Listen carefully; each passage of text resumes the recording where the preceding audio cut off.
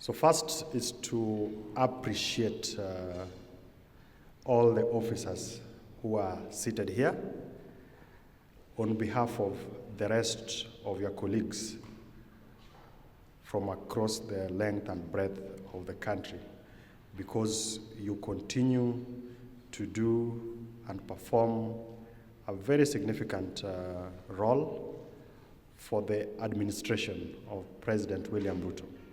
And that role is service to the people at the various levels of administration, right from the villages to the sub-locations, to the locations, to the divisions, all the way up to the regions. And this morning, while with the President and the Minister for Interior, I sought their permission to come and meet you today, and they said that they appreciate the role that you continue to play, and that I reaffirm to you that you have the support and the backing of the President in the role that you continue to do.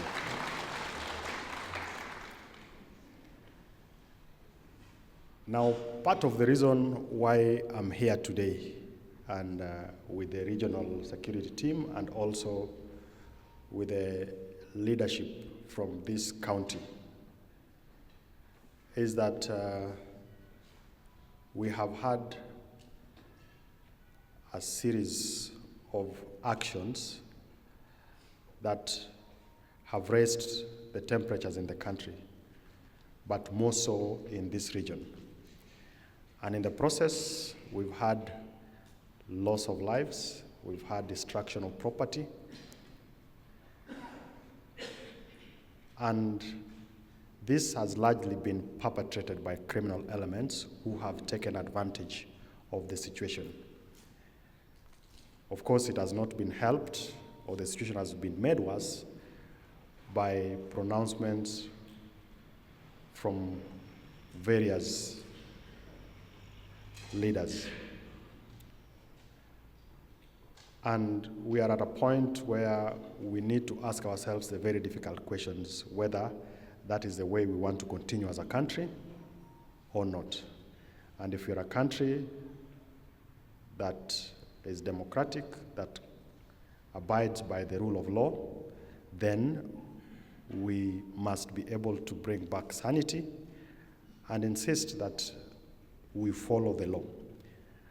And we insist that nobody is above the law. It doesn't matter how big you are, it doesn't matter how small you are. And it is also important to guard against blowing things out of proportion. And to me, this is where our friends from the media need to come in and support. You must remain objective. You must be impartial in how you report whatever goes on. And we can go on and on and on, but probably that is not necessary for today. But the most important thing is that we must abide by the rule of law. And there's no debate about that. Sio tafadhali. So when people protest, of course, the Constitution is very clear. They must be unarmed. It has to be peaceful. Anything to the contrary borders on criminal action. And whenever there are criminal actions, again, we go back to the same Constitution. And we would be expecting all of you who are charged with the responsibility of maintaining law and order, just to follow the law. So if someone has destroyed property, if someone has looted, we must take them through the due process of the law. Now,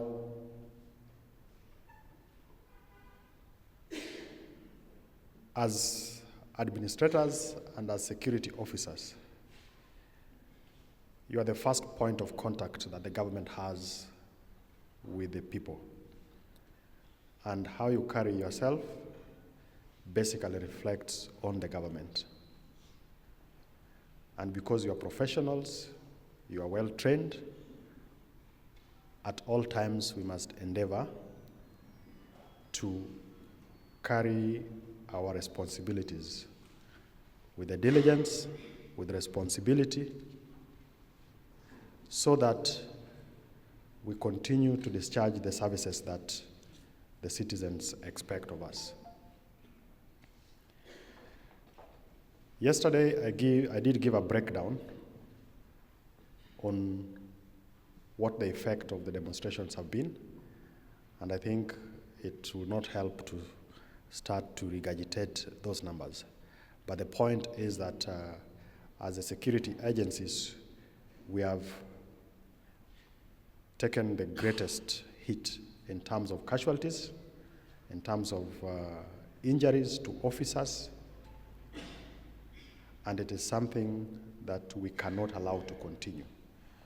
Because if we stone police officers, if we burn police vehicles, if we vandalize police stations, the question I would ask any other ordinary Kenyan or any other leader is, where does that take us?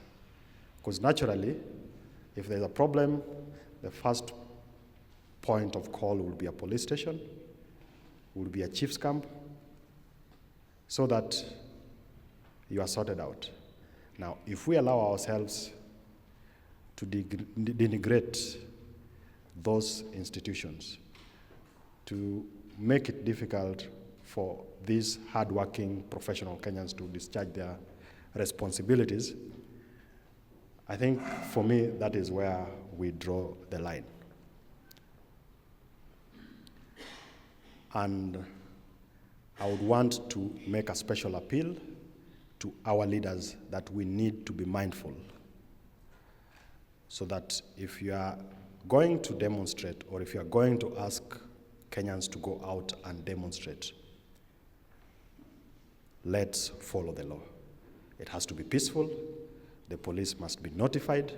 We need to know between what time and what time are you doing your demonstrations, and for how long, and how many people. And as we do that, where your rights stop is where the rights of the others who have a contrary opinion begin. And we cannot use the freedom to picket to trample on the rights of the rest of Kenyans who do not want to participate in the demonstrations or in the processes that you undertake. And lastly, for me, is the use of violence to pass points or to communicate. It cannot be in this day and age that whenever there is a disagreement, whenever you are unable to persuade people to have your viewpoint, then you resort to violence. I dare say it shows the highest level of primitivity. Persuade me, persuade Kenyans to look at things the way you want, and if they don't agree, let them be. But it cannot be that if I don't agree with you as a PS, the only solution you have is to burn my house, or the only solution is to beat me. And it is something that I want to throw back to all of us, that if even in schools we stopped caning children,